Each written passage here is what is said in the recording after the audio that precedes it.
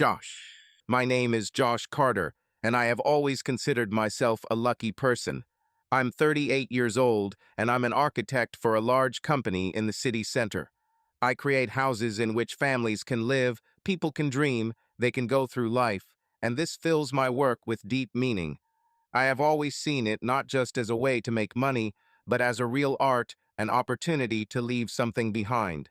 I live in a cozy suburb, in a house that I built myself, or rather, I personally developed its design.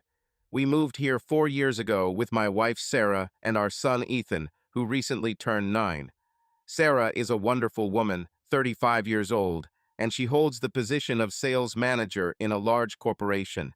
I was always proud of her determination and perseverance, although recently she began to stay late at work more often, and this began to worry me. Order, comfort, and harmony always reigned in our home, especially in the first years of marriage. Sarah made sure the house looked perfect, but lately I began to notice that the perfect order began to seem forced, as if something else, more disturbing, was hiding behind it. I have never been an overly suspicious person, but in recent months I began to have doubts, which I tried to suppress, attributing them to fatigue and stress from work. Our son Ethan is my little world, and I try to give him maximum attention, despite the constant workload. We love spending time together, playing basketball in the yard, going hiking on weekends, and he always says he wants to be an architect like Dad. Every time I hear this, my heart fills with warmth and pride. My days follow the same pattern. Wake up at 6 a.m., have coffee, a light breakfast, a quick check of email and projects. Then I take Ethan to school, then head to the office. Work takes up most of my day, and sometimes I end up working on projects until late at night. But when I return home, I am always glad to see the faces of my wife and son. Their smiles always give me peace and the feeling that everything is going right. However, lately returning home has become less joyful.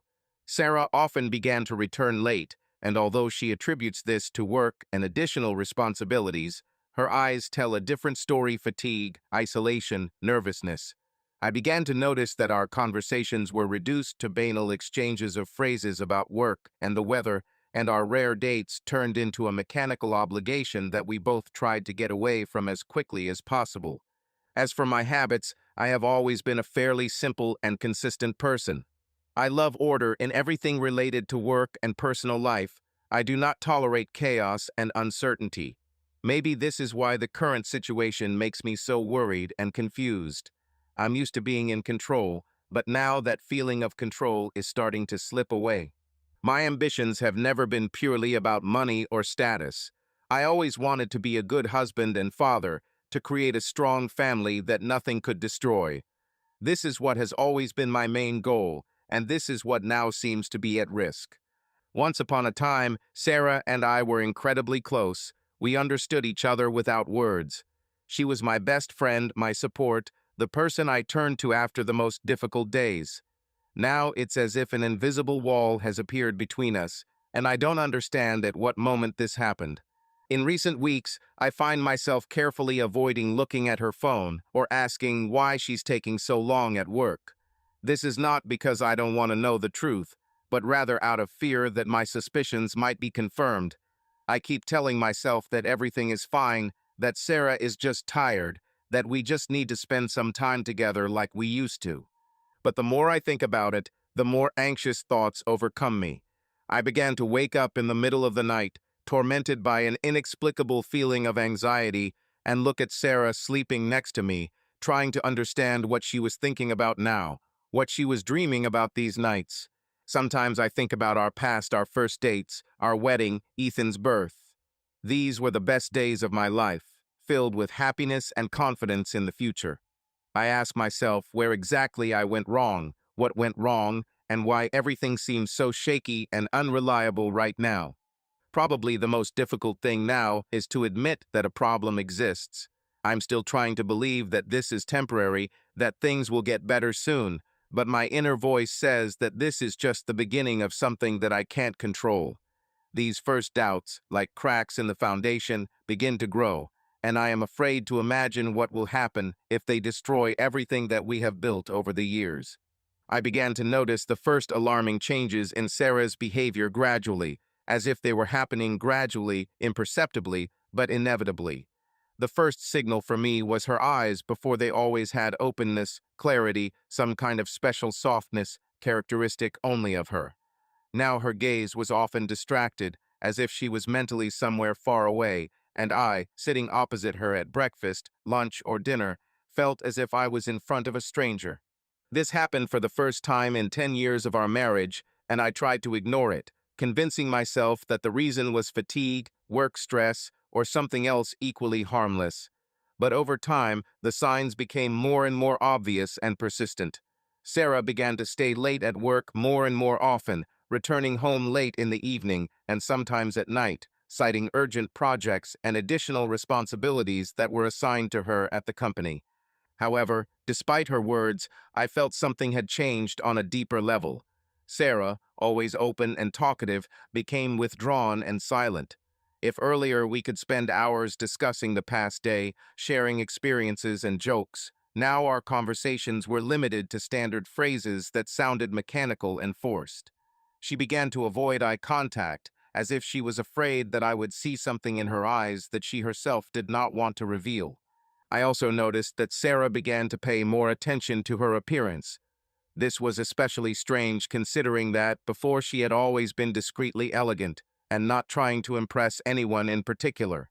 Now things appeared in her wardrobe that I had never seen before. Expensive dresses, elegant high-heeled shoes, new lingerie that she did not wear for me. She started wearing a perfume that was completely new to her style and, frankly, didn't even match her usual preferences. One evening, I happened to notice her abruptly closing her phone screen when I got too close.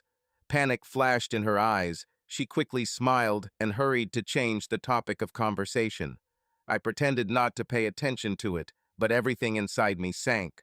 I wasn't ready to accept that these signs could mean something serious, so I continued to ignore the anxiety that was slowly but surely beginning to overwhelm me. I also began to notice a strange nervousness in her voice every time her phone beeped for a message. She would abruptly end the conversation or quickly go into another room to answer, only to return appearing anxious and irritated. She often began to hide her phone, although previously it was always in plain sight, accessible to Ethan and me. My mind suggested that there was only one explanation for all these changes, but my heart refused to believe it. I couldn't accept the idea that my Sarah, the woman I'd lived with for so many years, could be hiding something so serious from me. I tried to ask careful questions, trying not to arouse suspicion. One evening, when she returned home late again, I asked her why she had been late at work so often lately. She responded abruptly that she was just very busy, and her tone was so defensive and aggressive that I didn't dare pursue the topic any further. The next night, I woke up to find Sarah not lying next to me. Getting out of bed, I quietly walked towards the kitchen, where I heard my wife's muffled voice. She was talking on the phone. Her voice sounded excited, almost scared.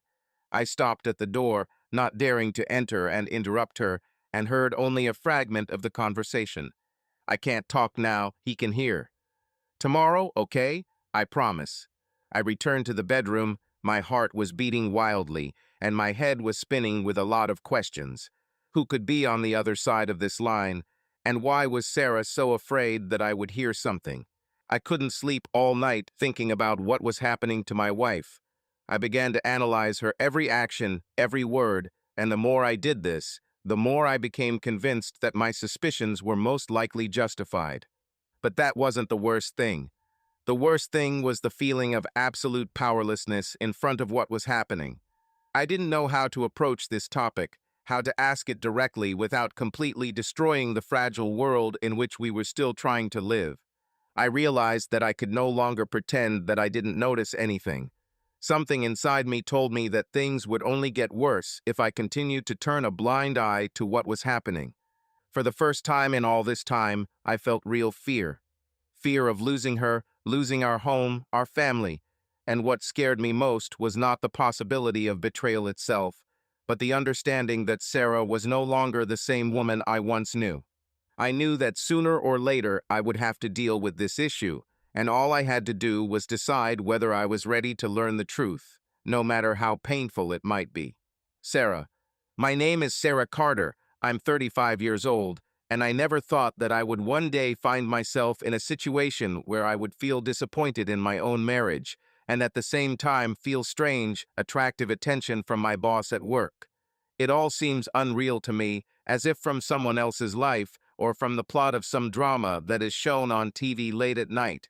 And yet it happens to me, and to be honest, I don't know how to deal with it.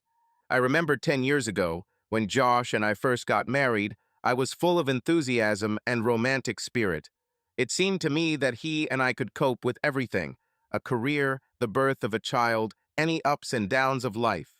I saw us as a team in which everyone supports the other, inspires and protects. At first it was like that. We were young, in love, and excited about the future. But life does not stand still. As the years passed, our son grew up. We both worked actively.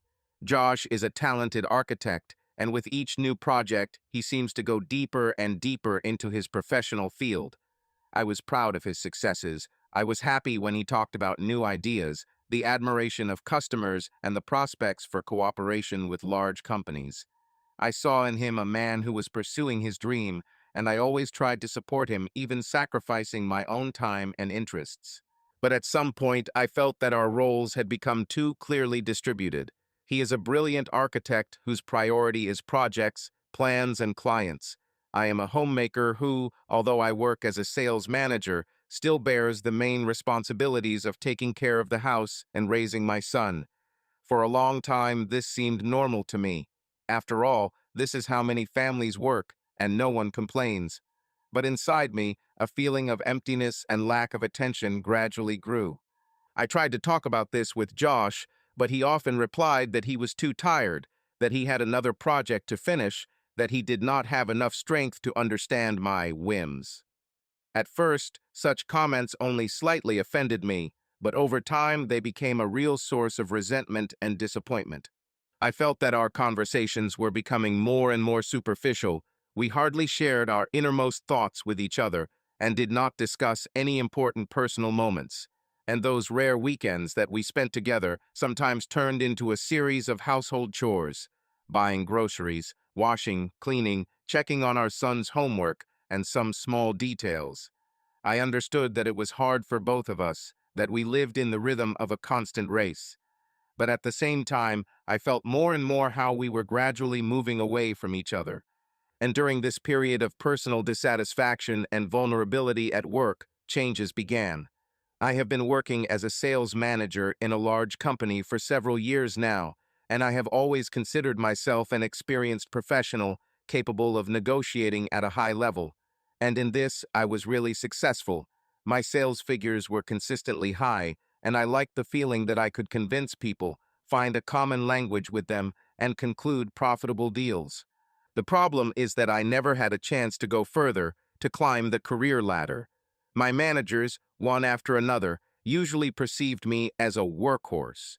They could entrust me with a bunch of responsibilities, be sure that I would complete them on time and efficiently, but at the same time not offer me anything in return: no promotion, no higher salary, or at least the opportunity to prove myself in a more responsible project. This state of stagnation began to depress me, until Andrew showed up, whom everyone just calls Drew.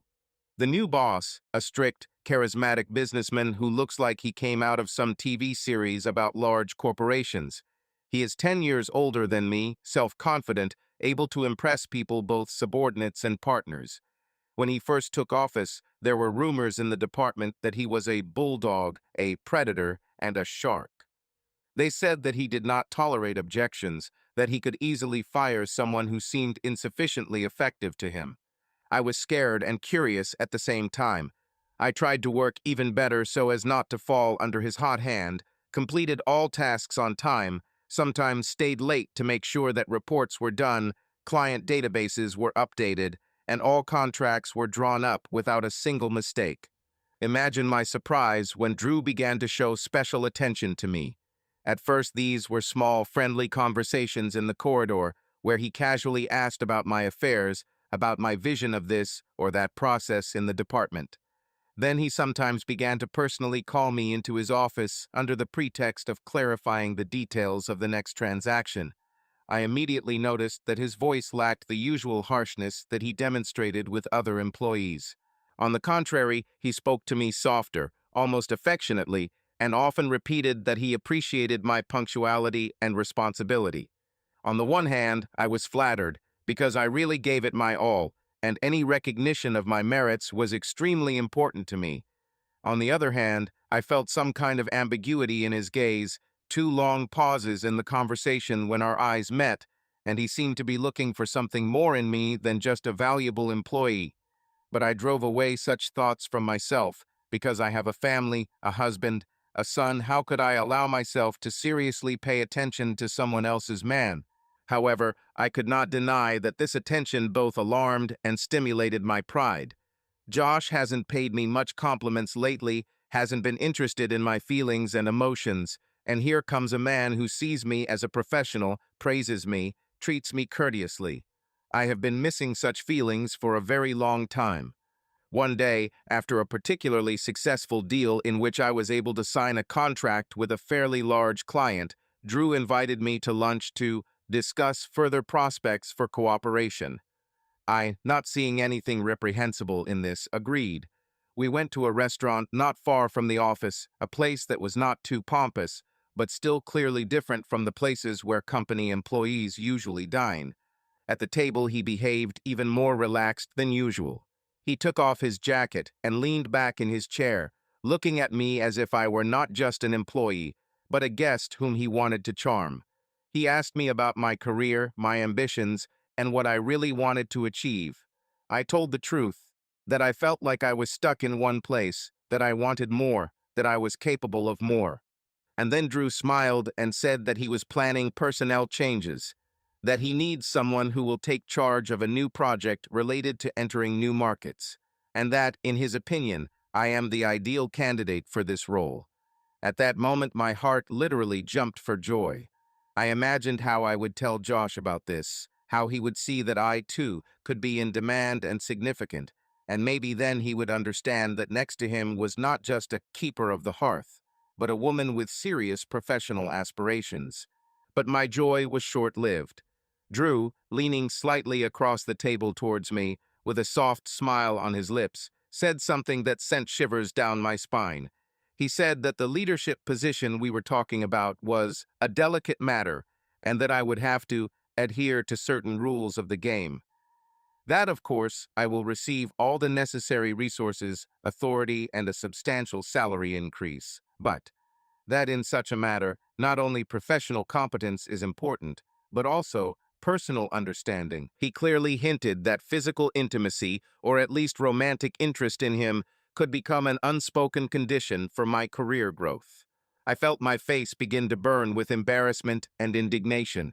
On the one hand, I was shocked. I never thought that they could talk to me so directly about such things.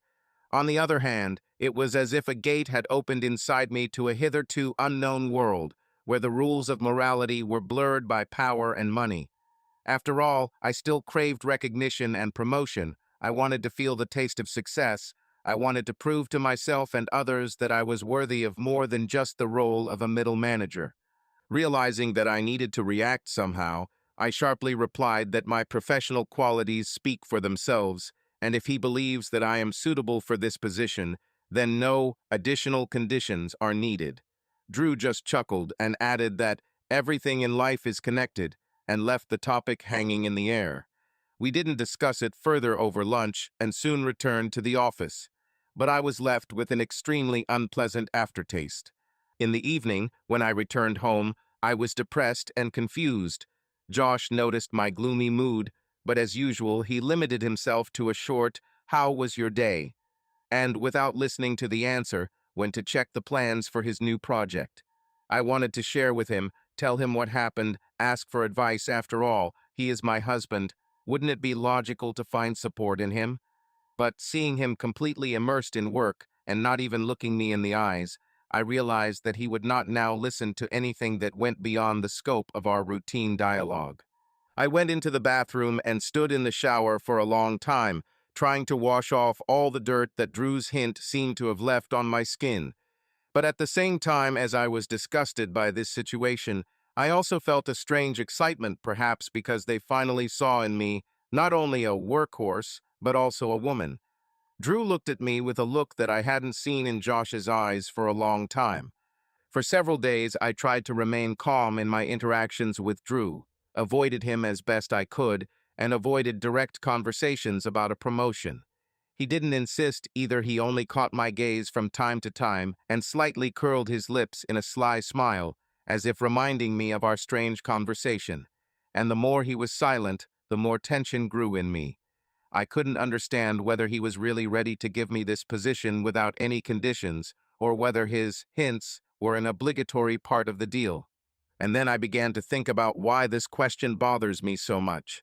Yes, the promotion offer was a breath of fresh air for me, but there are other companies, other opportunities.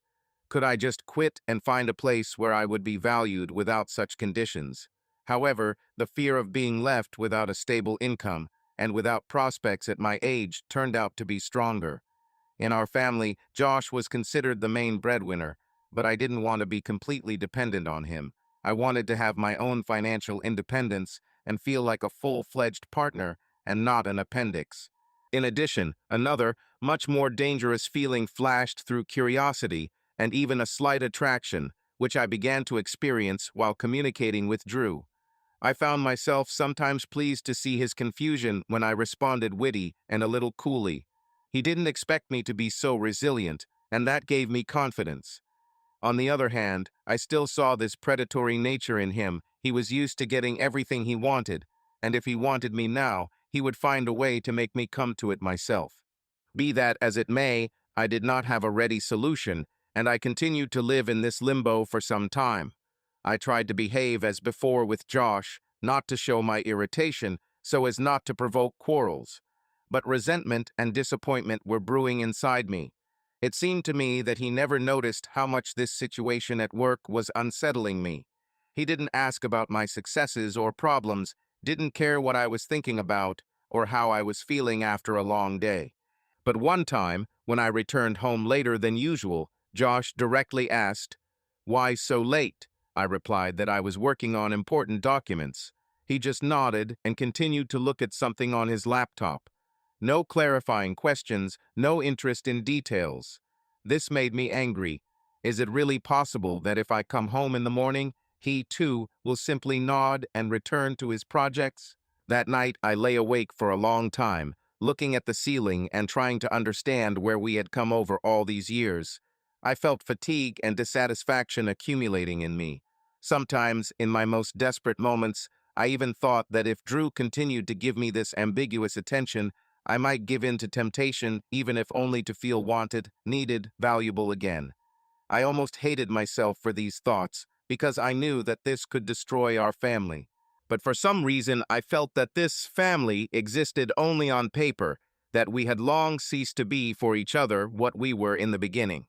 A few more days passed, and I received an invitation from Drew to his office, where he frankly said that I was one of the most promising employees, that he wanted to entrust me with an important project. At the same time, he emphasized that he was counting on my loyalty in all aspects of our joint work. I asked what exactly he meant by loyalty. He chuckled slightly and said that sometimes in business you have to make personal sacrifices for the common good, and with good partners, the sacrifices are mutual. I listened to him silently, trying to keep a calm expression on my face. Everything was seething inside me. I wanted to shout that I was not a thing, and that he had no right to hint to me about what he was clearly talking about. But at the same time, the thought throbbed in my head. What if I agree? What will I get? Who will I become? When I left his office, I was shaking all over. I understood that I was at a crossroads. Either I would refuse this dubious offer, and then, perhaps, my career in the company would be completely ruined, or I would agree to Drew's terms, but I would have to play by his rules, and God knows where this would lead. When I got home, I saw Josh kissing our son Ethan as he put him to bed. It was a touching picture, which I had not seen for quite some time due to my late returns. But instead of tenderness, I felt a strange bitterness. I thought that Josh might be a great father, but where was he these last few months when I needed support, when I was screaming inside with loneliness? At dinner, we exchanged a couple of stock phrases with him, and I, not finding the strength to talk about my doubts, decided to remain silent. After dinner, I went to the bedroom, closed the door behind me, and sat on the bed, nervously squeezing the phone in my hand. I replayed Drew's words in my head and realized that I was in a terrible trap. I wasn't sure I wanted to stay in the company, but I was scared to leave. I also realized that inside me there was some kind of unconscious craving for this man, perhaps because he gives me the attention that I no longer receive at home. At that moment, I felt like something inevitable was approaching, that I was slowly but surely sliding towards the abyss, and I had nothing to cling to. The only salvation could have been Josh if he noticed what was happening to me and reached out, listened, hugged, said that everything would be fine and that we would find a way out together. But he didn't. He himself seemed immersed in his own doubts and tension. So another day passed, and I fell asleep with a feeling of hopelessness and fear of the future, realizing that my dissatisfaction with the marriage and fatigue from my husband's inattention could at any moment push me to take a step that I would later bitterly regret. But time passed and decisions had to be made, both in my career and in my personal life. And I didn't know where all this would lead. I woke up in a cold sweat, although, to be honest, I doubt I was able to sleep properly. The whole night passed in some kind of semi-conscious state, where I continually plunged into disturbing dreams, and when I woke up, I was frightened by my own thoughts. I lay on the bed, looking at the ceiling of the hotel room, realizing that, for the first time in my life, I had crossed the line that I had always considered inviolable. I replayed the events of the past hours in my head and realized that all this had happened for real. This was not a dream or a nightmare. This was my new reality. He invited me to have a short business meeting after work to clarify the details of the new project that we had been talking about for weeks. Without thinking twice, I agreed. It seemed to me that we would talk in the office, or, in extreme cases, in some bar not far from it. But Drew asked me to go to one of the expensive hotels in the city center because there is a conference room where it will be more relaxed to discuss all the details. Sarah, you understand, this is a very important part of our future strategy. We need no one to distract us, he said on the phone in his velvety, confident tone. I remember the hesitation on the other end of the line, momentarily feeling that familiar internal pang of anxiety. But I was already in a state where all boundaries began to somehow disappear, and curiosity and a subconscious desire to hold on to my chance of promotion pushed me to agree. I tried to justify myself by saying that it was just a business. Drew is just really serious about the project and really wants to give me the opportunity to shine. It seemed to me that this would be a short conversation, at most a friendly dinner and discussion of work issues. I didn't even think about the possibility that it would end. The way it ended. When we got to the floor, Drew didn't go to the conference room. He silently motioned for me to go to the door of a regular room, albeit a luxury room. I hesitated. Won't there be people from the company here? I asked, trying to give my voice firmness and indifference. No, it's just the two of us today, he replied, taking out the electronic key and opening the door. Don't be afraid, everything is under control. After all, we are here to discuss business, right? I entered the room, which turned out to be very spacious and cozy. The windows looked out onto the evening city, where the lights of shop windows and skyscrapers flickered against the background of a gradually darkening sky. Drew invited me to sit in an easy chair and ordered a bottle of wine over the phone. Then I could still stop everything. I could find the courage to just say, I'm leaving, go downstairs and call a taxi. But I continued to sit, feeling a strange excitement. Perhaps part of me has long wanted to check whether someone else could really be interested in me as a woman, and not just as a valuable employee or caring mother and wife who is taken for granted. The conversation started out harmlessly. We really talked about the market, about strategy, about how to establish new sales channels. I shared thoughts that I had been harboring for a long time, sincerely trying to impress him with my ideas. Drew listened, smiled, and asked leading questions. And all this time I felt that his gaze on me seemed to say, "This is not just a business conversation."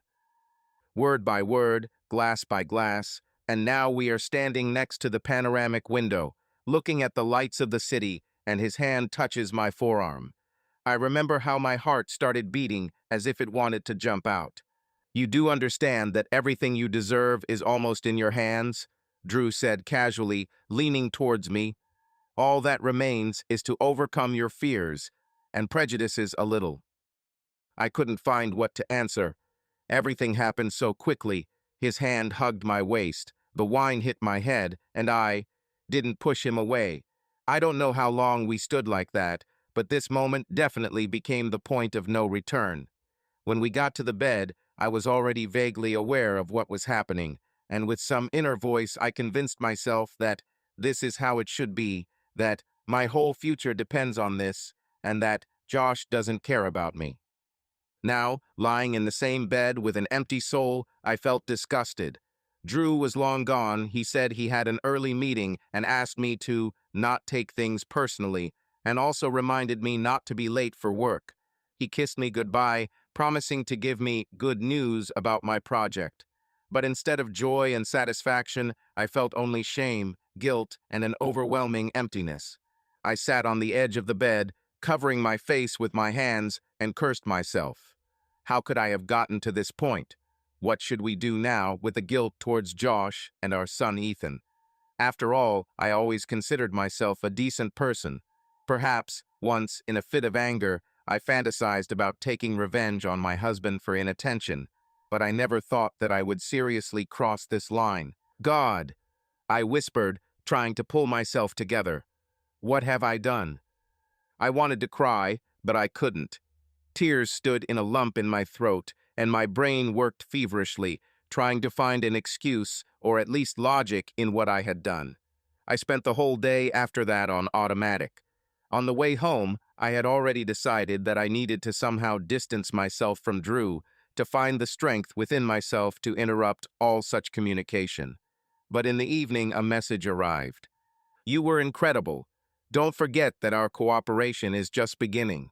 And yes, I was not mistaken about you." I reread these words several times, and inside me there was a mixture of pride, self-loathing, and some kind of painful dependence on the attention that I had lacked for so long. Did I want to answer? Yes. Did I want to end this relationship? Yes, too. I was torn inside by two opposing emotions, and this only made it worse. When I returned home, Josh was working on his projects as usual, and Ethan had already gone to bed. I quietly went into the bedroom, trying not to make any noise, changed into pajamas, and lay down, feeling that my body was still burning from recent memories. Having dozed off, I saw fragments of what happened in the hotel again and again, as if fate itself was mocking me. The next morning, I decided, that's it was a mistake, never again. She remembered exactly how she lost control and gnawed at herself for her weakness. But as soon as I arrived at the office, they called me from the personnel department and informed me that Drew had put my candidacy on the list for accelerated promotion to the position of head of a new direction. I had to prepare documents for the meeting, after which everything had to be formally approved. Hearing this, I felt relieved and guilty at the same time. And then a letter arrived in the mail from Drew. "We need to discuss the details. Come see me after lunch." Reading these words, my heart sank. I understood that if I went to him now, everything could continue. But there was another side.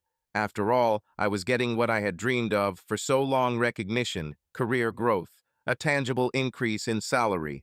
I had been begging for all this for years, and now it was coming into my hands. How can I neglect this chance? So I found my first excuse for myself. I'm doing this for the future, for the sake of the family, so that my son can live in abundance and my husband understands that I am also worth something. But I myself felt that this was a false argument, just a cover for my inner confusion and some incomprehensible dependence on Drew. When I entered his office, Drew closed the door and asked me to sit down. He asked about my mood, about how I saw the implementation plan for our project. Then he stood up, came up to me, leaned over, and said quietly, "I'm glad you weren't scared. You know, Sarah, you have amazing potential, and I want to help you realize it. But remember, the key to success is mutual understanding between us." I looked into his eyes and realized that this man was not used to retreating. If he decides to do something, he will achieve it. And at this moment, he decided that I would not only be his subordinate, but also a woman who would reinforce his power and self-esteem. I wanted to object, but I felt his hand slide onto my neck, and his lips almost touching my ear. This electric charge of desire and fear paralyzed me, and at the same time, it was as if a fire of forbidden passion, backed by danger, lit up inside. Half an hour later, I left the office, feeling the same emptiness and guilt that I had felt at the hotel that morning. This time, everything was even more spontaneous and brief, but the essence remained the same. I had crossed another line, and now I understood that getting out of this trap would not be easy. In the evening, I went to the mirror in the bathroom and looked at my reflection. The intense blush did not disappear from my face, and my eyes reflected a mixture of fear and even some kind of incomprehensible dark joy. I was noticed, I was valued, albeit at such a dubious price. I stood there and pressed my palms to my cheeks, trying to calm down. "Sarah, wake up. What are you doing? Why did you get involved in this?" I whispered to myself, but I couldn't find an answer. It seemed to me that I no longer understood myself.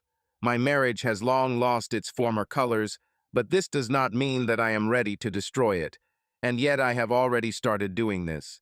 I justified myself by saying that this was a forced measure, that otherwise Drew could destroy my career or simply throw me out of the company. Perhaps this was only part of the truth.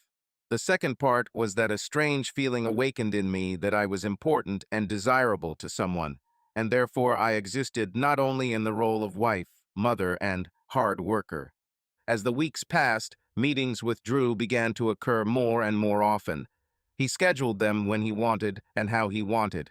Sometimes it happened in his office when the staff had already left. Sometimes we met in hotels when he needed additional discussions on the project. I learned to lie to Josh with surprising ease. I always found excuses related to late meetings, off-site events, and preparing reports. He didn't ask many questions, and all this only confirmed my bitter confidence that he has long been indifferent to where and how I spend my time. Each such meeting left me more and more devastated. On the one hand, I was happy that my career was really taking off. Drew ensured that I was not only appointed head of the department, but also increased my salary. My colleagues began to treat me with respect, and some, it seemed, even with envy. I shuddered internally, realizing that all this success was poisoned fruit. One evening, we were driving in his car after a meeting with one of his clients. He drove the car confidently, touched the steering wheel with one hand, and tried to put his arm around my shoulders with the other. I pulled away, feeling sick of this whole situation. "Is something wrong?" he asked, not taking his eyes off the road. "Drew, I don't know if I can continue this. It's hard for me. It's destroying me from the inside." He just grinned, slowing down a little. "Don't be naive, Sarah. You and I crossed the line a long time ago, and you understand perfectly well that if I want, your future rise can turn into a fall." "Are you threatening me?" I felt how everything was shrinking inside. "I'm just reminding you of reality. If you want to keep what you have already received and move on, be on the same wavelength with me. If you feel uncomfortable in this relationship, you can leave. But then don't be surprised if tomorrow you find yourself unemployed and, believe me, with a tarnished reputation." I fell silent. I wanted to jump out of the car, run, leave it all behind. But it was scary to lose the position that I had been striving for so long. Besides, I understood that he was telling the truth. With such power, Drew could turn my life into a nightmare in an instant. "I understand," I finally squeezed out. "But you also have to remember that we are adults, and everyone has their own life and feelings." Feelings? A grin appeared on Drew's face. "Sarah, don't confuse love and business relationships. You knew what you were getting into. Yes, we have mutual benefits, and I'm not complaining about how you're handling your new role. Believe me, if I need it, I can give you even more. And about feelings, that's all for other stories, not for us. I turned to the window, looking at the lights of the night city running past, and at that moment, it seems, I felt that my entire existence had turned into some kind of vicious circle from which I could not see a way out. At home, things only got worse. I began to notice how Josh was looking at me with some wary eyes, although he was trying to pretend that nothing was happening. He seemed to ask questions about my work a little more often, perhaps suspecting that I was lying to him. But I was already a master at lying, although I hated myself for it. Sometimes at night, when I heard his measured breathing next to me, I was overcome by such a wild feeling of guilt and shame that I was ready to run to the bathroom and cry, just to somehow let off steam. As the next week was drawing to a close, Drew once again called me into his office.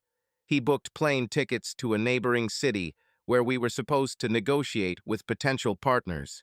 He said that I needed to prepare a presentation and at the same time clarified, I booked one room in an excellent hotel. I think you and I shouldn't go to different rooms because we're partners, right? I bit my lip, trying to pull myself together. I wanted to argue that it would be better to take two rooms, that it would be safer and more prudent. But I remembered his previous words that he was capable of destroying my career and gave up. As you say, I answered quietly, shuddering internally. He nodded contentedly. That's great. Get ready, the presentation should make a splash, and our alliance will only strengthen. So I gradually lost control of my life, step by step. Each time I thought, just one more time, and then I'll finish everything. But this one more time was repeated again and again, like a tightening quagmire that did not allow me to escape. Dialogues with Drew, in which he politely but firmly reminded who was in charge, became a regular routine. Sometimes I found myself having sudden panic attacks when I was sitting in the car or just walking to the entrance of the house. It seemed to me that I began to hear strange rustling sounds, to see shadows that seemed to me like observers tracking down my betrayal. And every time the phone vibrated and Drew's name was displayed, I shuddered and my heart beat faster. What else would he ask of me? My biggest fear was that Josh, or God forbid, our son Ethan would find out the truth. How can I look them in the eye then? But Drew also didn't have the strength to say no. I felt like I was on thin ice that could crack at any minute. Mom, are you okay? Ethan asked me one day when I almost dropped my dinner plate in my absent-mindedness. Yes, yes, I was just thinking about work. I quickly lied, trying to smile. His innocent face made me realize what a terrible mistake I was making by getting involved in this game with Drew. But I've already gone too far. And the further it went, the less I understood how and when it would all end. In order to somehow talk it out, I decided to meet with my old friend Lee. We sat in a small cafe. I nervously twirled a cup of coffee in my hands. Sarah, I just don't recognize you. You've never looked at a man before except Josh. Even now, I don't know how to explain. This doesn't look like a passionate affair. Rather, I fell into a trap. I feel like he's manipulating me, and I can't take it back. Lee frowned. You have to do something. Maybe quit and find another job. Maybe I should confess everything to Josh. Are you crazy? If I confess, he will simply destroy me. And Drew too. Moreover, no, this is impossible. I can't take that risk. Can you live with this lie? I didn't find what to answer. She sighed heavily and put the cup on the table. I'm already living, and it seems like I'm slowly losing my mind. Regular meetings continued. Each time I felt more and more tired, as if my soul was decrepit with each new deception. I stopped smiling for real. I saw how Josh was noticeably starting to get nervous from my constant secrecy. One night, I returned from another business meeting to find Josh in the kitchen. He sat in the dark, only the small light of the table lamp picked out the contours of his face. Why aren't you sleeping? I asked, trying to speak calmly, although everything inside was shrinking. I was waiting for you. Are you okay? You look tired. Yes, I'm just very tired. It was a hard day. The meetings went on for a long time. He looked at me silently, and I felt everything turn inside me. Doubt and anxiety were visible in his gaze. But he didn't say anything. He just sighed heavily and got up from his chair to go to the bedroom. And I was left standing in the kitchen, feeling that at that moment I was losing not only control, but also, possibly, my family. But oddly enough, it was the fear of losing my family that made me continue to lie. I desperately hoped that I could somehow maintain this balance between my career and the moral abyss into which my existence was sliding. When meetings with Drew became routine, I noticed that sometimes I asked for them myself, either to get confirmation that I was still valuable to him, or out of a terrible habit that now we live this way and it's no longer possible. I was losing self-respect, but continued to hold on to the idea that this was a necessary measure for the sake of my place in the company. At times I felt like I was going to break down and tell Josh everything and ask for forgiveness, even if it meant divorce. But instead, I chose to continue the deception and dive deeper into this ambiguous relationship. Of course, I understood that such a game never ends well. But every minute I was afraid to take a step because Drew made it clear, if I try to leave him or get out of this collaboration, he will do everything to ensure that my career is destroyed and my reputation is ruined. Thus, I myself found myself in a trap, which, deep down, I was probably looking for somewhere, hoping to again feel the excitement of life. Now I lived in constant stress. I couldn't sleep, I ate on the run, and at every moment I would flare up with irritation. Josh increasingly asked if I was sick and said that I could go to the doctor, and I saw in his eyes not only concern, but also emerging suspicions. In the evenings, when I closed my eyes, faces appeared in front of me: Josh's face, Ethan's face, Drew's face. And they all mixed, merged into the viscous darkness, where I screamed, but no one heard me. I finally realized that I had lost control of the situation when one morning I received a text from Drew. "Come back to the same room tonight. I already took it off for a day. There are things that need to be discussed." Attached to this message was a photo of the hotel key card indicating the number. I looked at the phone screen and felt that with every breath I was sinking deeper. I couldn't help but go because I knew that he was waiting, and she couldn't go because she knew that this was another step to the bottom. But in the end I went, because it seems she no longer knew how to do otherwise. And then I realized that I had lost everything: first of all, myself, my pride, my confidence that I was a good person. I became dependent on a man whom I did not love and who, most likely, did not love me, but took advantage of my weakness and desire for success. And there was not a drop of light in my soul, only guilt in front of my husband, whom in the depths of my soul I still appreciated and loved, and emptiness that no career achievements could fill. I often told myself that this was temporary, that one day I would find a way to escape. But the further it went, the less real salvation seemed. I would wake up in the morning and think, maybe today I can tell Josh everything. But every time I was afraid of the consequences and continued to deceive. This is how I slipped into the routine of a dirty relationship with my boss, losing myself and all hope for a normal life. And deep in my soul, I knew that retribution was just around the corner. Everything secret, in the end, becomes clear, and it seems that I did not make a single attempt to protect what was really dear to me. An inner voice whispered, "You drove yourself into this prison, and now Drew holds the key to it. Will you ever find a way out?" In response, I was silent because I didn't know what was next. In fact, I no longer controlled the situation. It controlled me, and that was the worst thing about the situation I found myself in. Josh. I began to notice that something subtly changed in Sarah's behavior a few months ago, but then these first signals seemed too insignificant to me to sound the alarm. Maybe she was just tired.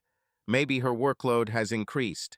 I tried to find rational explanations for the fact that my wife, with whom I had lived together for almost 10 years, suddenly became colder, more distant, and constantly immersed in her own thoughts.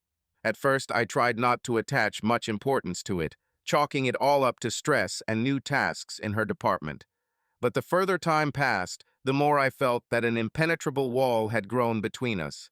I would come home late, often tired, after long hours in the office finalizing projects, and she would either be asleep or sitting with the phone in her hands, gloomily staring at the screen. If I asked her questions about how her day was, she answered in monosyllables, without any enthusiasm.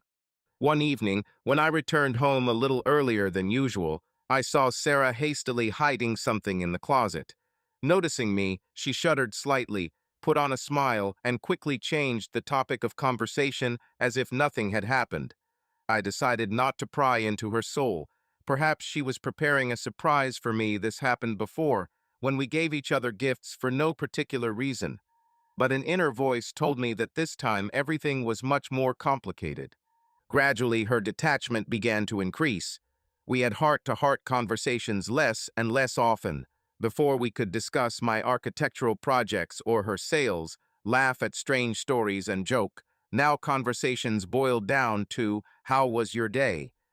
"Fine," and "How is Ethan?" "Everything is fine. I did my homework and had dinner." The strangest thing is that she often began to stay late at work, and at first I did not see anything extraordinary in this, because Sarah has always been very responsible. But the feeling of anxiety could not be drowned out.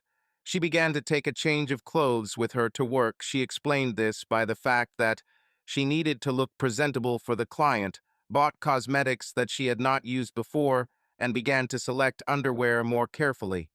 At some point, I noticed that she had things that I had never seen, and not only clothes, but also luxurious underwear, clearly not designed for everyday wear in the office.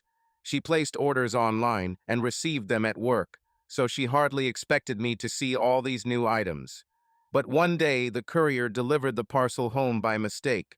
I saw the invoice, the name of the boutique, and the price, and this alerted me. I asked her a question. "Sarah, why do you need all this?" She replied that it was just to pamper myself or for confidence in important meetings. I wanted to believe it, but the slight color on her cheeks and the obvious attempt to change the subject made me even more doubtful. One day, while sorting out the laundry, I accidentally came across expensive stockings, lace bras, and other little things that she never wore when we spent time together. I felt a pang of jealousy and fear. After all, if she is not wearing this for me, then for whom? I decided not to make a scandal, but my inner anxiety grew. I noticed that Sarah began checking her phone more often, as if expecting an important message. If I walked by at this moment, she hastily closed the screen or switched to another application. When I asked who she corresponded with, she answered dryly, "With work colleagues."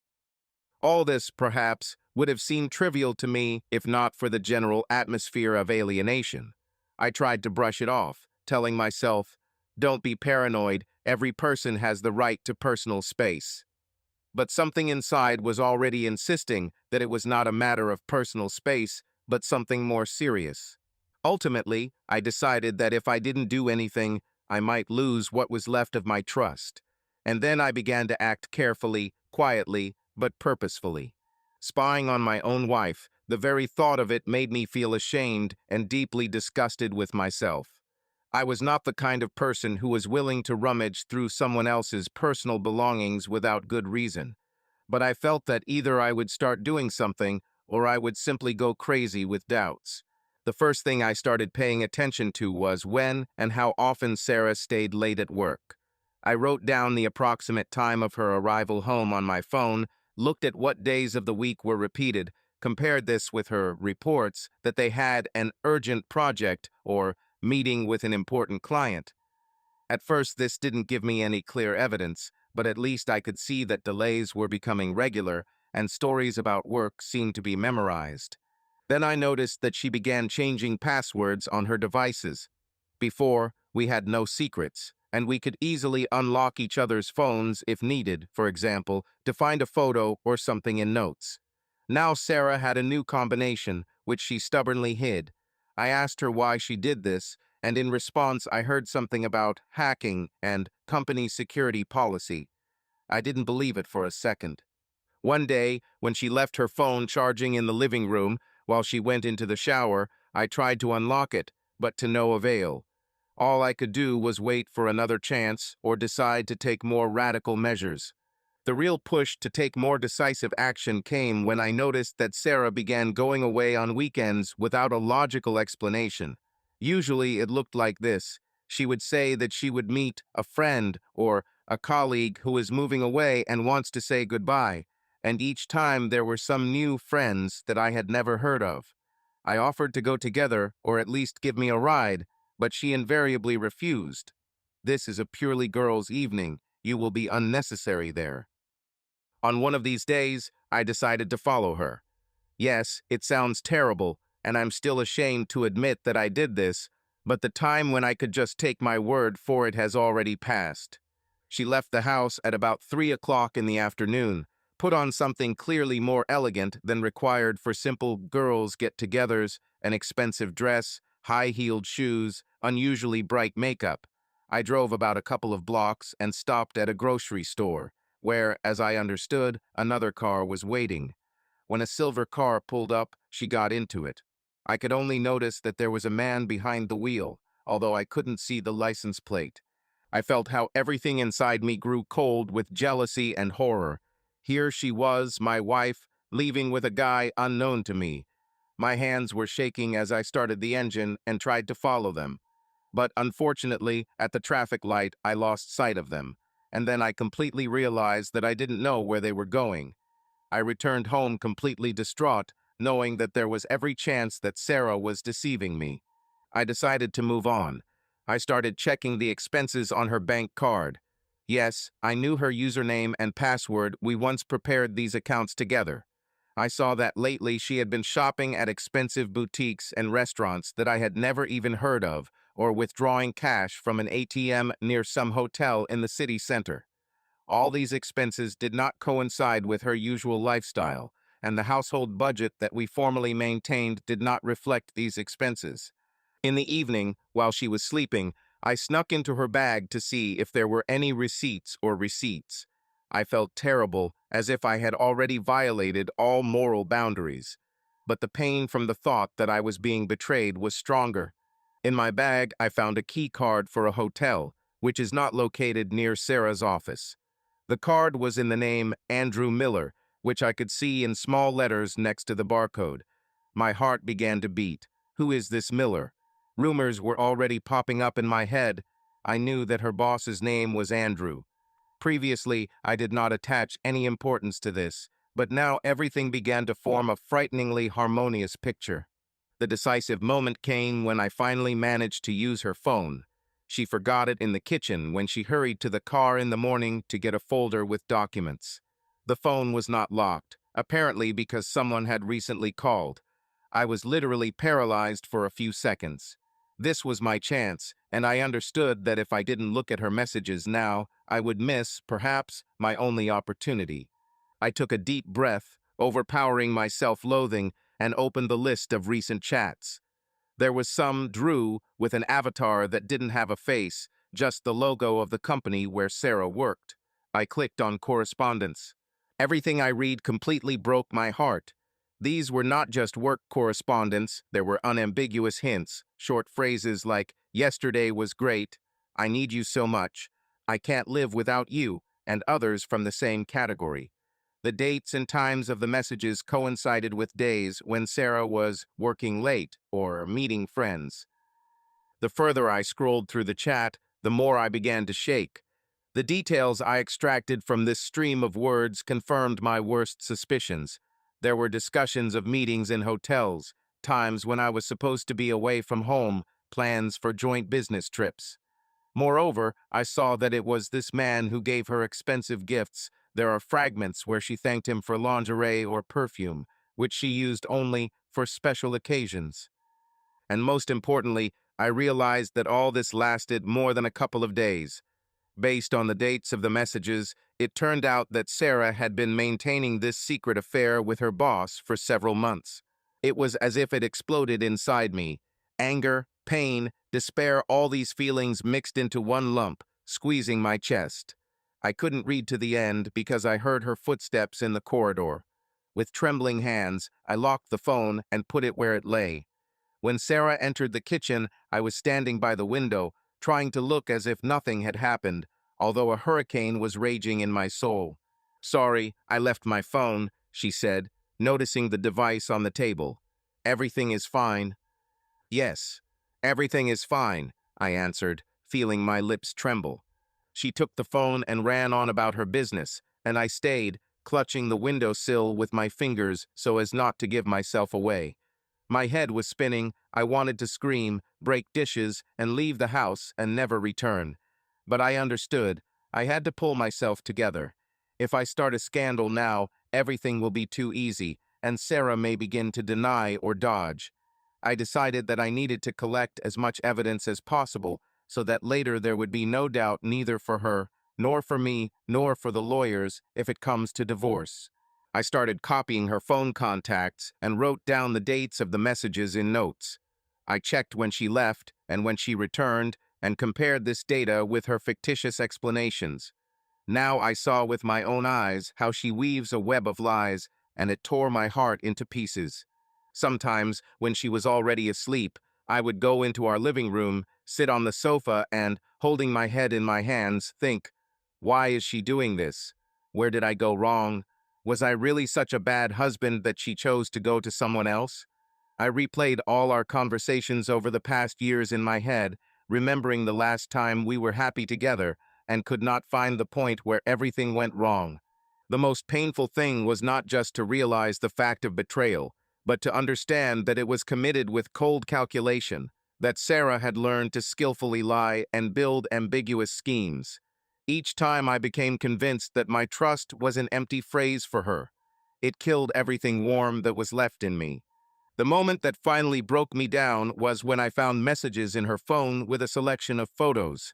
Among them were photographs clearly taken in a hotel room, Sarah in new underwear against the backdrop of white sheets, and a bouquet of red roses on the bedside table.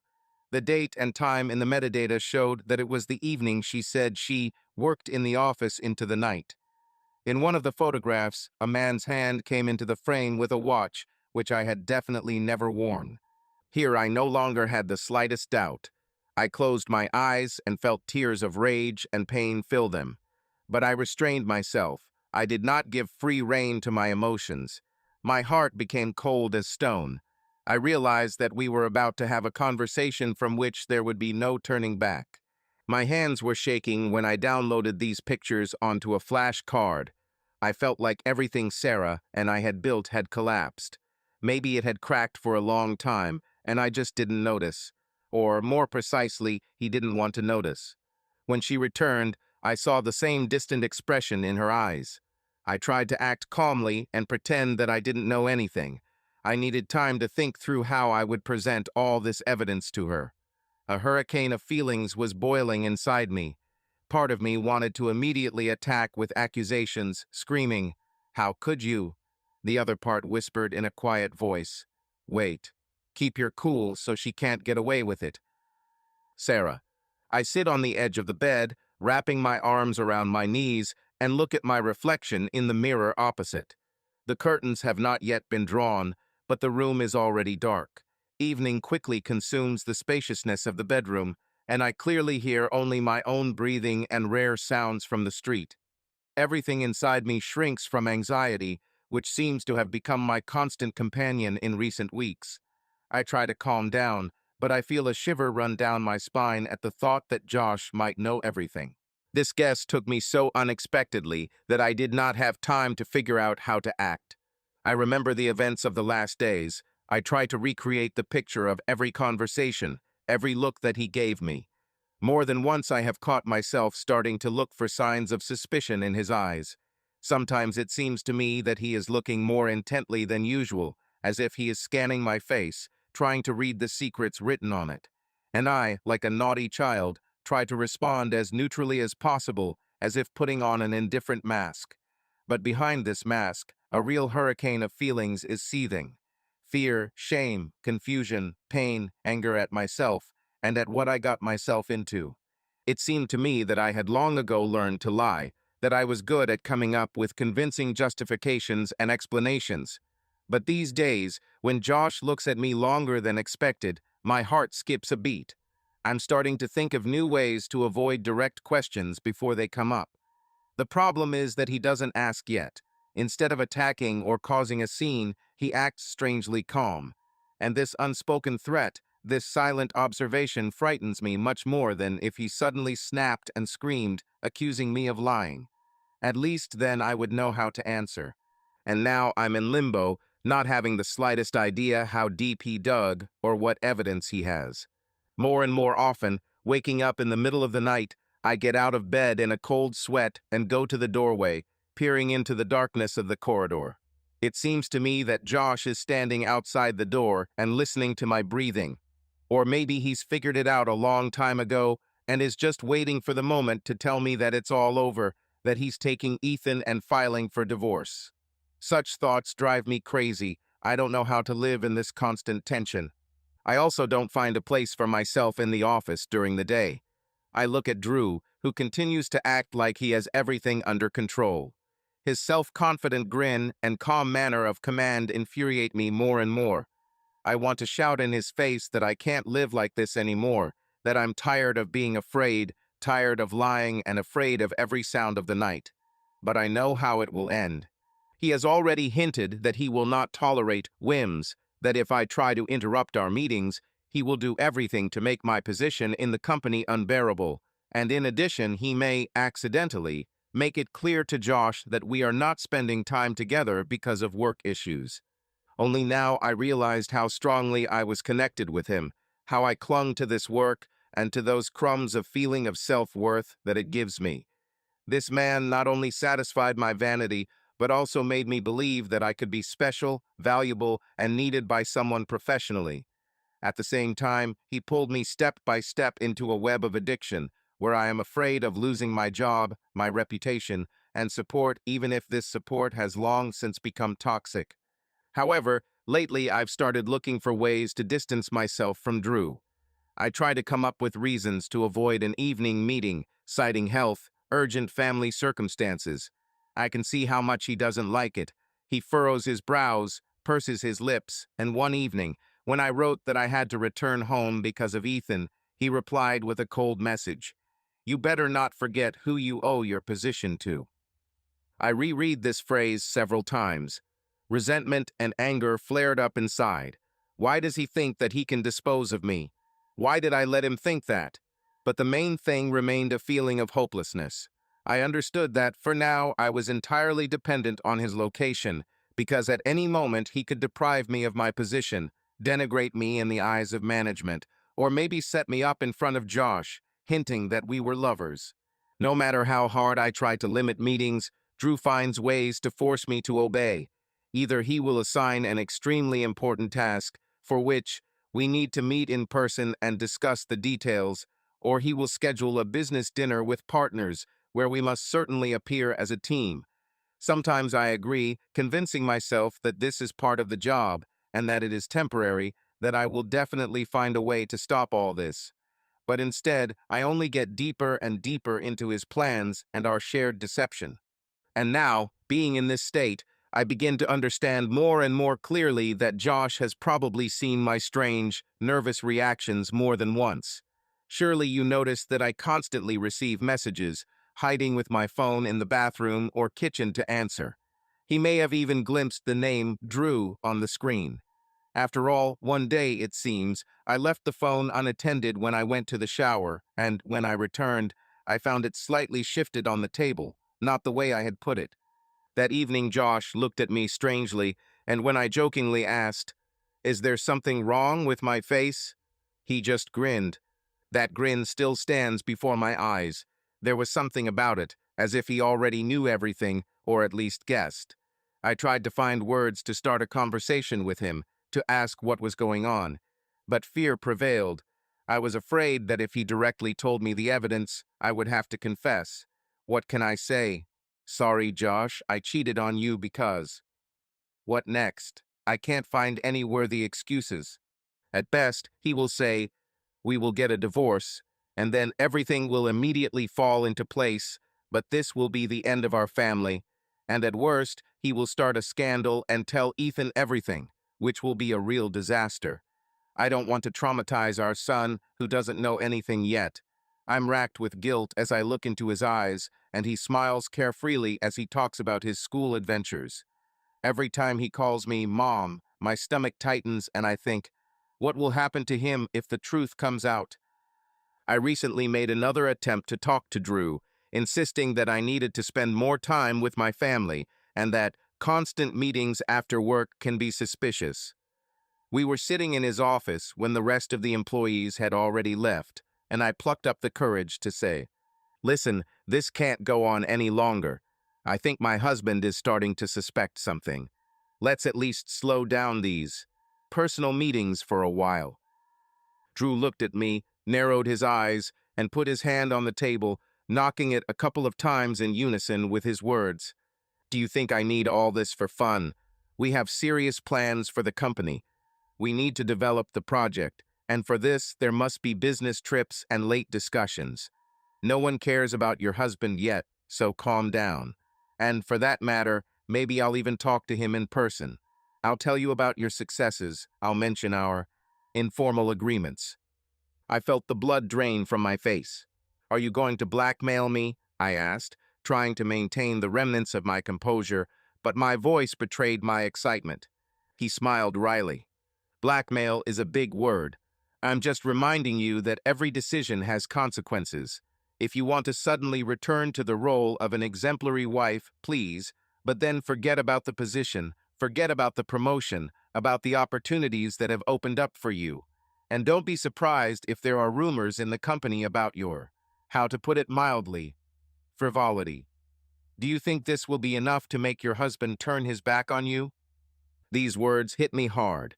I realized that Drew was ready to use all leverage to keep me under his control, and I myself allowed myself to be driven into this trap when I agreed to cross the line, justifying all this with career growth and attention, which I so lacked at home. When I got home that night, I tried to act normal, but Josh looked at me so strangely that I broke down and asked if everything was okay. He didn't answer anything specific, he just said, "I'm tired, I need to finish the project."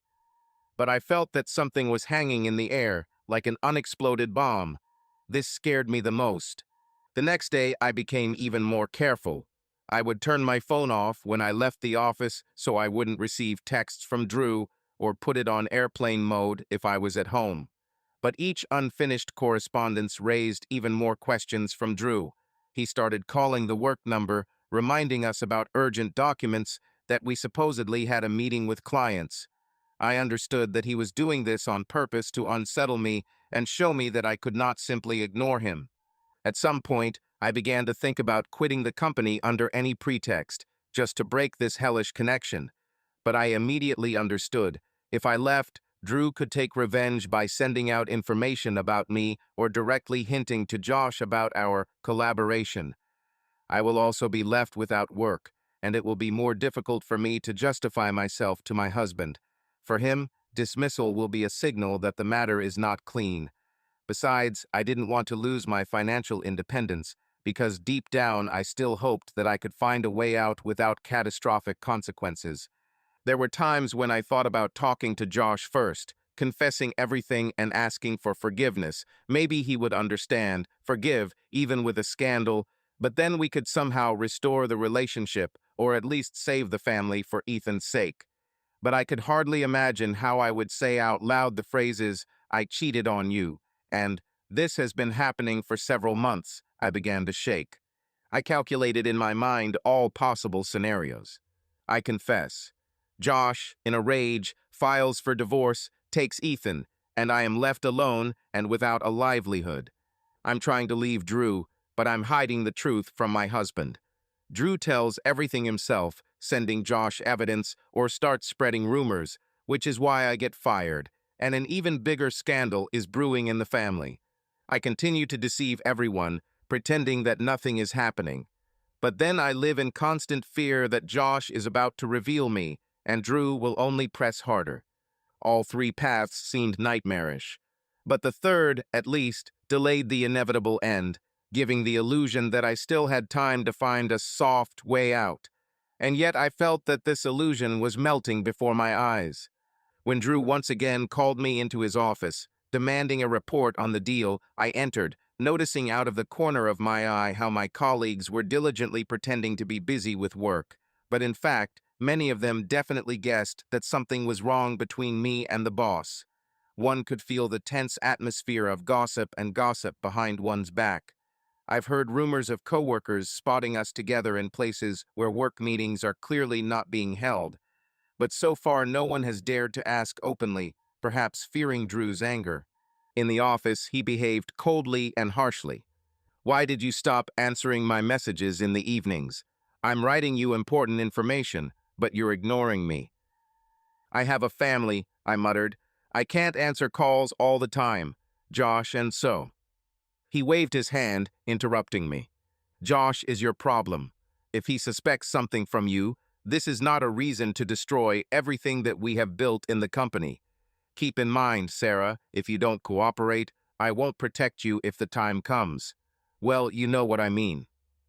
His tone was so threatening that I only pursed my lips, not daring to answer. Inside, I cursed myself for allowing this man to gain such power over me. Towards evening, I found myself looking out the office window and thinking, what if I run away? Should I just go to another city, to some friend's place, and start all over again? But then I realized how absurd it was. I have a son, I have a house, I have obligations. And how would I survive if I lost my job? The idea that Josh might know everything became an obsession. I saw that he came home a little earlier than I expected, or, conversely, went somewhere without warning.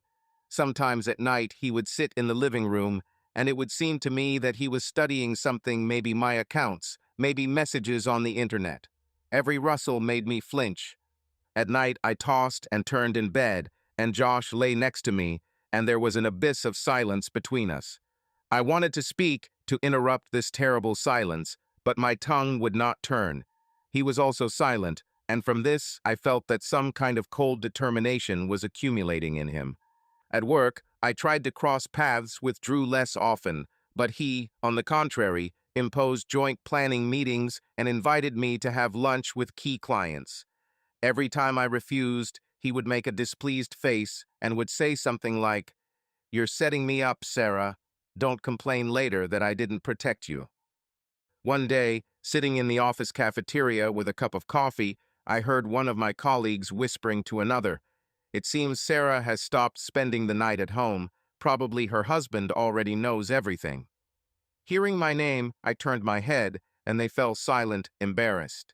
At that moment, I realized gossip was already creeping around the office. Perhaps everyone was already discussing us. If Josh hasn't heard these rumors yet, they will soon. And then my whole world will collapse. I spent the rest of the day in a semi-conscious state, barely holding back tears, and at the same time feeling adrenaline from fear. To be honest, I was ready to confess everything to Josh, just so that this madness would end. But I was afraid that after confessing, he would simply throw me out the door and forbid me to see Ethan. On the way back home, I sat in the car in front of our house for a long time, not daring to enter. The lights were on in the windows, which meant they were already home. I imagined Josh looking up at me and saying, "So, can you tell me where you've been?" and how I start to get out and lie. But suddenly I realized how tired I was of these lies. At some point I wanted to put everything on the line to confess, even if it was the end. But I couldn't. I was again stopped by the thought that Drew might also go public with his version, airing his dirty laundry for everyone to see. When I walked in, Josh was in the living room and Ethan was already asleep. To my surprise, Josh invited me to sit next to him and asked if I would like some tea. I froze, looking at his calm face and thinking, does he know or not? I expected him to start a conversation about where I was and why I was late, but he only started a meaningless dialogue about the news and the weather. It almost broke me. I felt that he was mocking me with this calmness. It's as if he's saying, "I know everything, and I don't need to ask questions. I'm just waiting for you to admit it yourself." I muttered something in response and went to the bedroom, feeling that this time his behavior had completely deprived me of the ground under my feet. Every evening, looking at my son, I ask myself, Does he really deserve a mother who lies and hides like a criminal? I am afraid of one thing, that when the truth comes out, he will hate me for betraying both him and my father. Josh. I've been leading up to this conversation for a long time, imagining different scenarios in my head. I wanted to present it in such a way that everything would go clearly. I ask a question, I get an answer. I present evidence, I get a confession. I put an end to it. But in life, it rarely works out according to a ready-made template. Everything turns out to be much more complicated when in front of you is a person whom you once loved, and in whose eyes you now see fear and guilt. I sit in the living room, closing my eyes, and listen to the sounds from the hallway. Sarah will be back any minute. I know she wasn't at work, despite all the emergency meetings and business dinners. She was probably dating him, Drew, her boss, with whom she had been having an affair for several months. I have all the evidence. Photographs, screenshots of correspondence, hotel bills. Just a week ago, I could imagine that I would simply lay them out in front of her and say, "Look, I know everything." But I waited, giving her a chance to say at least something truthful. She didn't say anything. Finally, I hear the sound of the door opening. Fingers involuntarily clench on the armrest of the chair. At some point, it seems to me that my heart is going to jump out of my chest. I would like to feel rage, but in fact there is a strange emptiness inside, as if all emotions have been burned out. Josh, her voice sounds strained. She walks into the living room as if on tiptoe. He sees me and stops. I look up. I see Sarah nervously straightening her hair. There is a mixture of anxiety and an attempt to smile on his face, and also fatigue, as if she herself doesn't know how to continue playing this lie. "Are you home already? Everything is fine?" she asks. I nod to the next chair. "Sit down, we need to talk." She freezes, apparently realizing that the conversation will be serious and that I am not going to back down. She carefully lowers herself onto the edge of the chair, her back straight, like that of a schoolgirl who has been called to the carpet to see the director. You look strange. What happened?" I'm silent for a second, then I exhale. "Sarah, I know about you and Drew." These words probably hung in the air like a heavy stone. She recoils, lips trembling. I see that she is confused, that everything is bubbling inside her, but so far she cannot say anything. "Don't try to deny.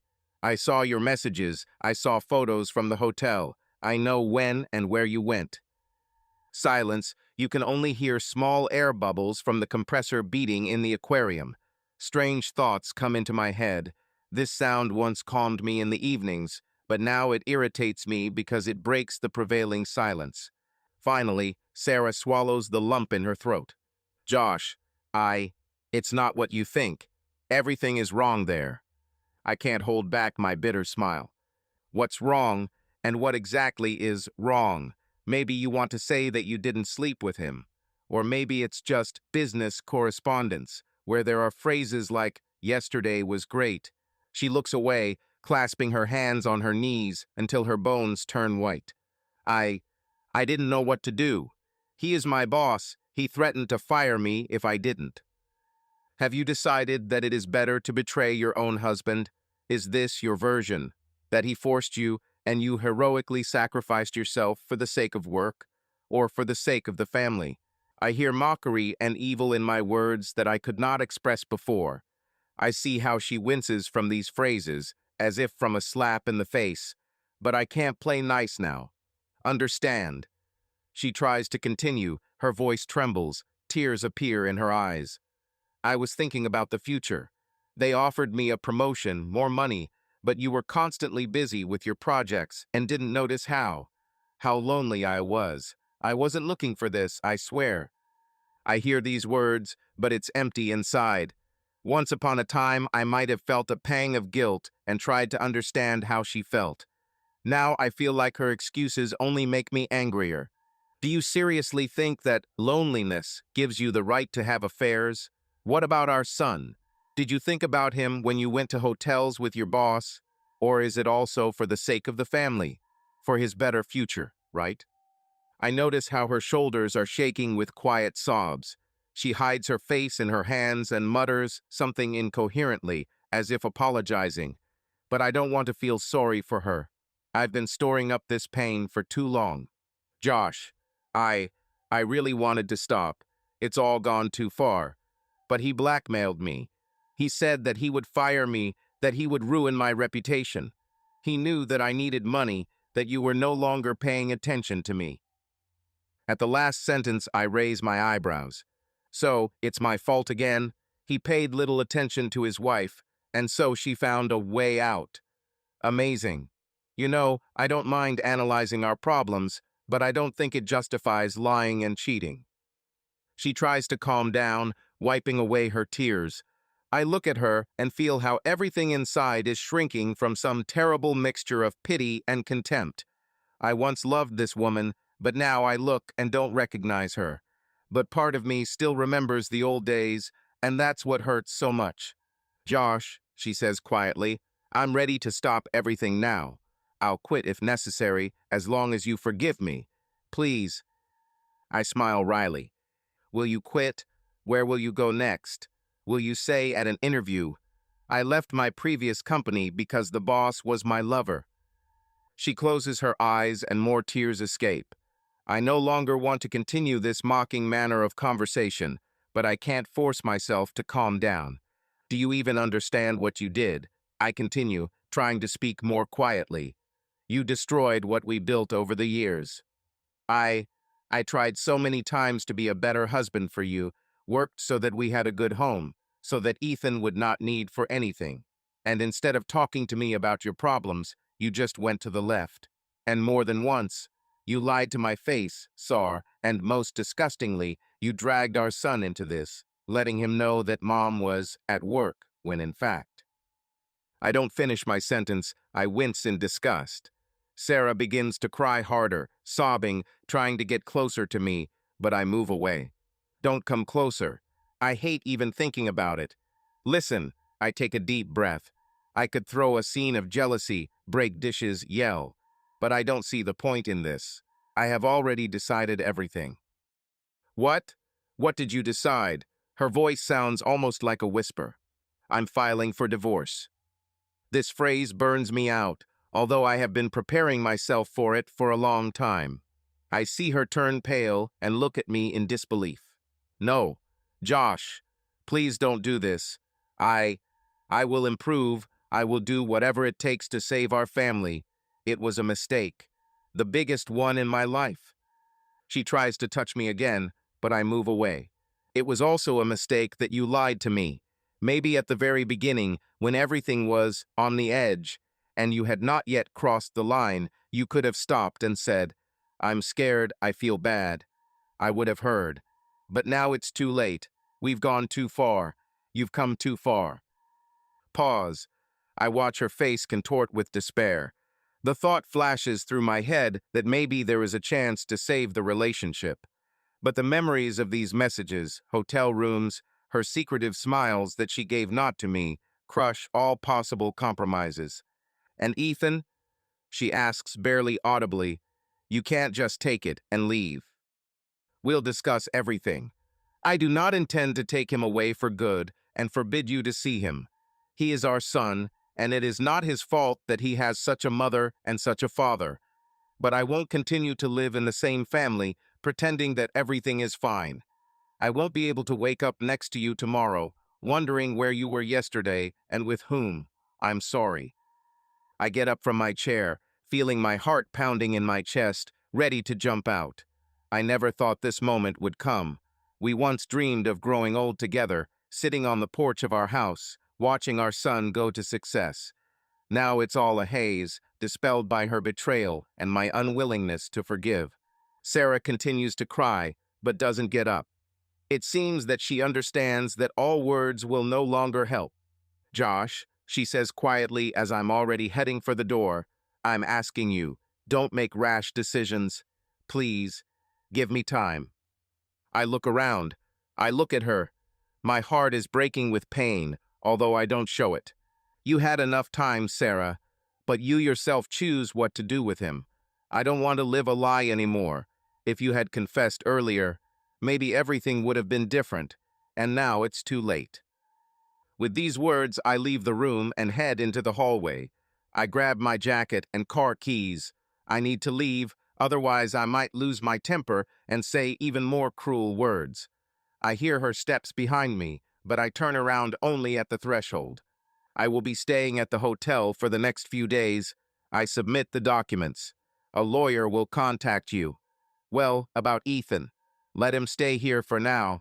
I'll talk to him. But we will no longer live as before. She's trying to say something, but I'm not listening.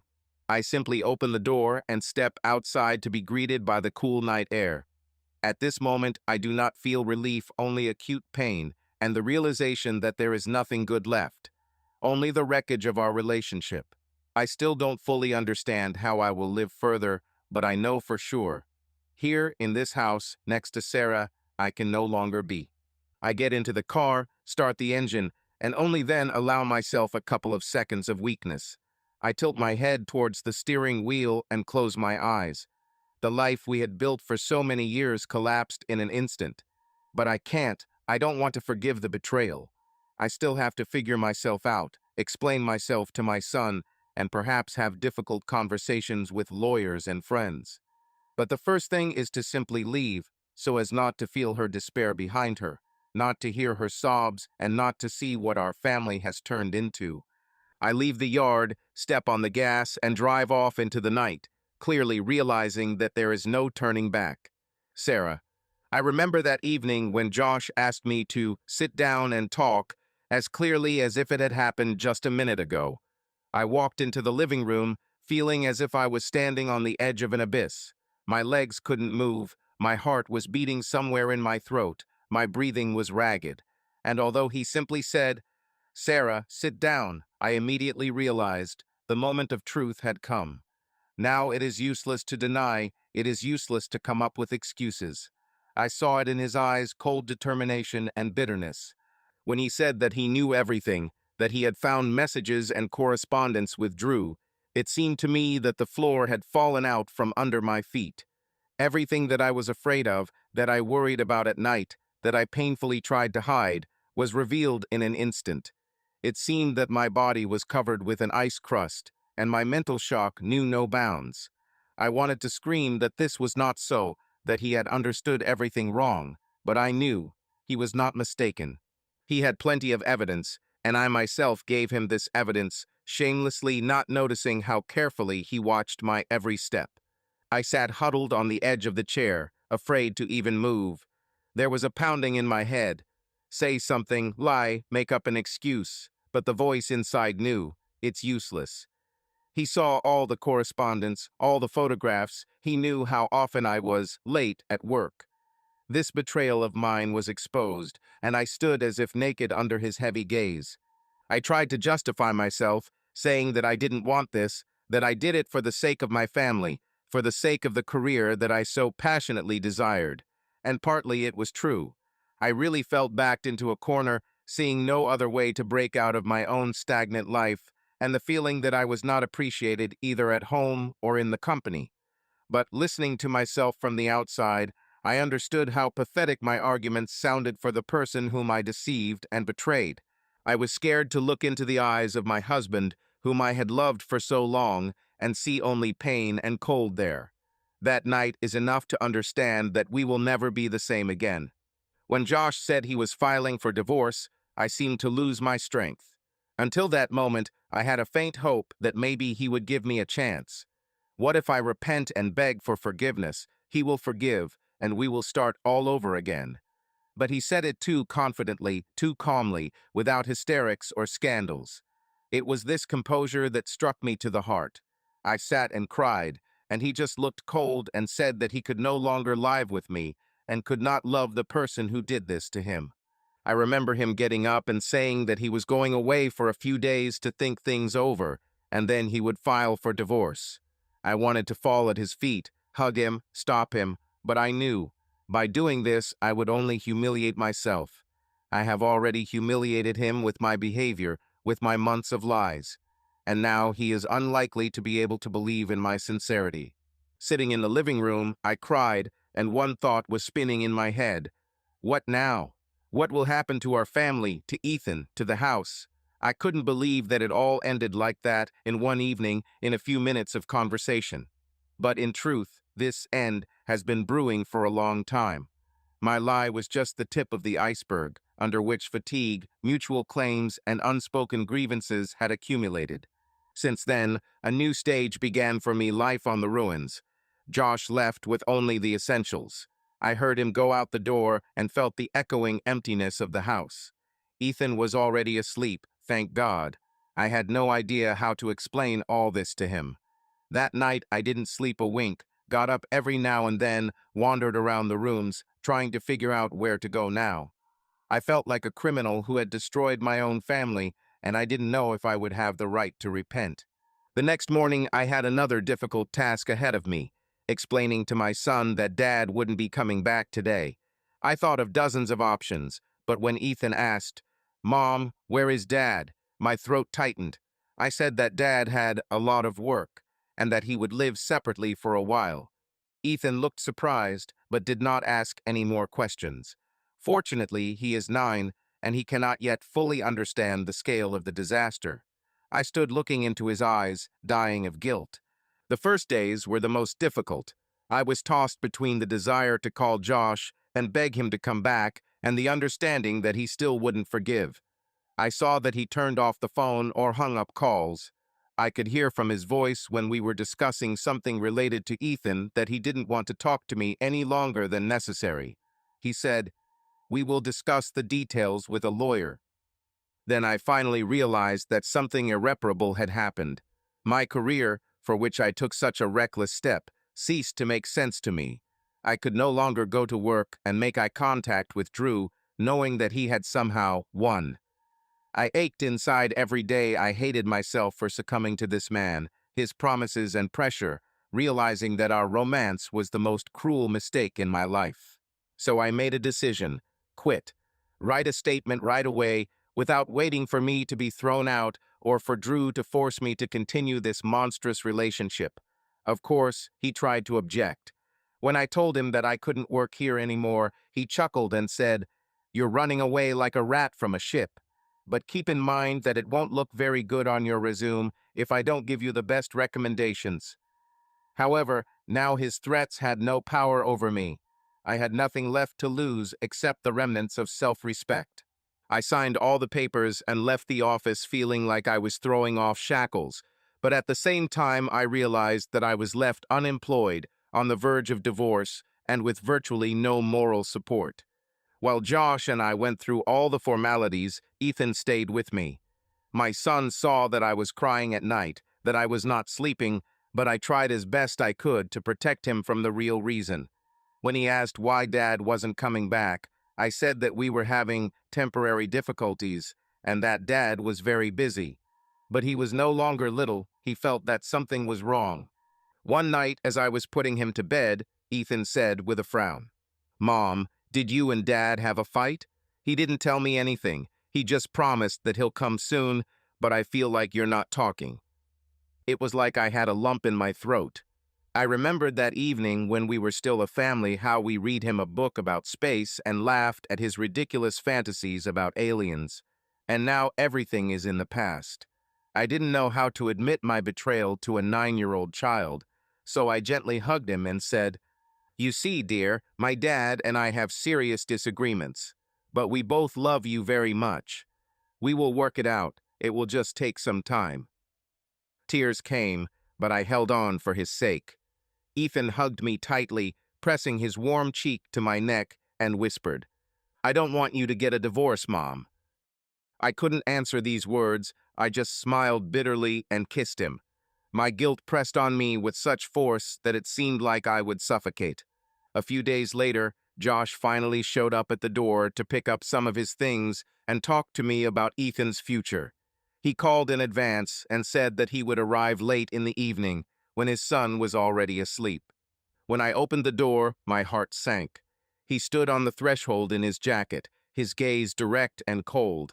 It was clear that he was tired both mentally and physically. I stepped aside to let him into the hallway, not knowing what to say. "Is Ethan already asleep?" he asked quietly. I nodded. We went into the living room. There was tension in the air. Josh looked around the room, as if checking if everything was in place. I saw in his eyes the pain that I had caused. "I want him to stay with you," he said as we sat at the table. "I will visit him. I can pick him up for the weekend. I don't want to traumatize him by moving, especially since I don't know what's going on with my rented accommodation right now. Will it go?" I could only squeeze out, "Of course," feeling a lump forming in my throat. On the one hand, I was grateful that he was not going to tear Ethan away from me. On the other hand, I understood that this was further proof. He did not see the possibility of living with me under the same roof. He said that he had agreed with the lawyer that the division of property would be taken into account so that I would not be left on the street, but without much comfort. I nodded mechanically. Everything happened as if in a dream, a terrible dream from which one cannot wake up. My marriage, my family were falling apart into small pieces right before my eyes. When he was about to leave, I couldn't resist. "Josh," I began, struggling to find the words. "I'm sorry. I know what that sounds like, but I really repent. I quit. I don't want to lie anymore." He stood with his back to me at the door. His shoulders tensed. He was silent for several seconds, then turned. "Sarah," he said quietly, "even if I believe you are repentant, it doesn't change anything. I keep thinking about what you did behind my back, and it makes me sick. I can't live next to you. Sorry if it sounds rude, but I don't see any other option." And he left, and I remained standing, feeling a sharp pain that seemed to be tearing my heart from the inside. The first time after my dismissal, I woke up in the morning without a goal. My whole life had been built around work and family, and now both were falling apart. There was little money left. Fortunately, Josh was not going to deprive me of financial support, but I understood that I could not live at his expense forever. I started looking at vacancies not immediately, but after 2 weeks, when I came to my senses a little. The problem was that at my previous job, I was listed as a prospective specialist, but if I had been asked for a recommendation, Drew would probably have given it, and it never occurred to me to contact him after everything that had happened. I had to give up my ambitions. I found a vacancy as a manager in a small company, not as prestigious as my previous company. But I didn't care anymore. I just wanted to start again, without pressure, without blackmail, without dirty intrigues. I was nervous at the interview, although I had a good sales performance. Fortunately, they didn't ask too many questions about the reasons for leaving the previous place, so I ended up in a new company with a lower salary, but also with a calmer environment. In the first days, I came to work with internal fear. It always seemed that someone would recognize me or that Drew would appear at the door and reveal my sins to everyone. But this did not happen. The people here were friendly, minding their own business. And so, gradually, after a few weeks, I began to understand that it was a little easier for me to breathe here. No one dictated terms to me or hinted at special agreements. I could simply carry out my duties without fear of pitfalls. My son became a support for me, even if he himself didn't know it. I tried to spend more time with him than before, help with homework, go to the park on weekends, although thoughts of my own failure did not leave me. "Will Dad come today?" he often asked in the morning. I looked at him and felt a pang of guilt. "No, not today, but we can call. Maybe Dad will take you to the movies this weekend." While the divorce process was going on, we tried not to traumatize the child. Josh would come by sometimes in the evenings and take Ethan with him for a few days. I saw that he does not communicate with me more than necessary, but he tries to give his son maximum attention. For this, I was grateful to him. Sometimes at night, locked in the bedroom, I cried, remembering how we once gathered together as a family for dinner, joked, discussed the future, and now Ethan runs between two houses, one in which I live and the other in which Josh has temporarily settled. However, Ethan gradually got used to the new reality, and I saw that he did not lose his sunshine. Children are amazing creatures. They can adapt to circumstances better than adults. By the time all the official papers were signed, I had already stopped having illusions. Josh stubbornly walked towards his goal divorce.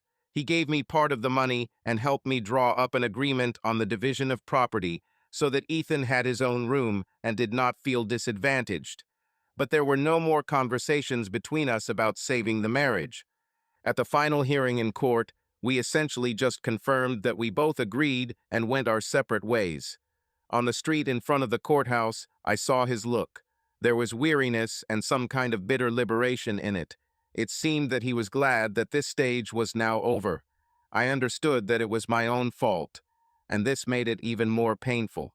After the trial, we went out onto the porch. Ethan was with my friend that day, and no one else was present when we parted. "Well," Josh said without looking me in the eye, "all. If you have any questions about your son or anything else, you know my number." I nodded, lowering my head. There was a tight lump in my throat. "Josh," I wanted to say something else, but he simply nodded and walked away. Thus ended our married life, and I was left standing in the cold spring wind, feeling that everything around me seemed to have lost its color. But I had to move on with my life. My new job, although it didn't bring in a lot of money, gave me stability. I was warmly received by the team. I tried to focus on tasks so as not to think about what I had lost. In the evenings, I cooked dinner for Ethan, helped with homework, and put him to bed. Sometimes he called his father or went to visit him. I saw that they had established something like a special, boyish relationship. They went to basketball games, rode bicycles, and sometimes went out of town. I was glad that, despite the breakup, Josh did not distance himself from his son. He hasn't stopped being a good father, and apparently he stopped seeing me as someone close to him. A couple of months after the divorce, I suddenly woke up in the morning and realized that for the first time in a long time, I felt a little lighter. Maybe this came with the realization that everything had already happened, that the past could not be returned, and all that was left was to move on, trying to become better for the sake of his son. Sometimes I looked through old photo albums where Josh and I were young, happy, full of hope. I felt sad and funny at the same time. How could I allow everything to collapse due to lack of attention and a stupid desire to assert myself? But these thoughts no longer drove me into panic. Rather, they caused me quiet grief. I haven't kept in touch with Drew. He wrote to me by email a couple of times, asking some questions about my serious plans and hinting that he could help me get a job somewhere else. But I was unshakable. I did not want to return to that toxic environment. I once hoped that Josh would have mercy and change his mind, but we only saw each other for Ethan's sake, and every time he behaved with emphatic calm. If she started talking about personal things, he immediately changed the topic. I felt that this was a closed door for him, and probably this is fair. He is not obliged to take me back just because I suddenly repented. Betrayal is not something that is easily forgiven. All I could do was move on with my life, trying to maintain self-respect and be a good mother. After leaving my previous job, I promised myself never to make such mistakes again and not to exchange my honor for illusory career bonuses. Over time, I began to notice that Ethan's mood was improving. He realized that, despite the divorce, we both love him, and although we no longer live in the same house, we still remain parents who support him. This was the best consolation for me. Now I look at my life. I live in an apartment where there is no longer the smell of Josh's cologne, no longer his neatly folded drawings, no longer his usual morning mug of coffee on the table, and my heart hurts. But at the same time, I am learning to be independent. I get up early, get Ethan ready for school, cook breakfast, then go to work. After a working day, I run to the store, cook dinner, take an interest in my son's progress, talk with him about books, films, laugh at jokes, watch funny videos on the internet together. Sometimes on the weekends, Josh comes over to pick Ethan up for a couple of days. I watch from the window as they come out of the entrance, smile at each other, and talk about something. At such moments, the pain returns, but I try to hold on. I know that with my own hands I made it so that we are now just parents of one child and not spouses. Sometimes I imagine what would have happened if we had been able to talk honestly with each other before I started this endless deception.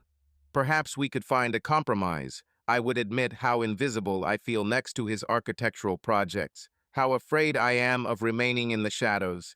But this is already fantasy. And yet, despite the destruction of the marriage, I caught myself thinking that this hard lesson made me stronger.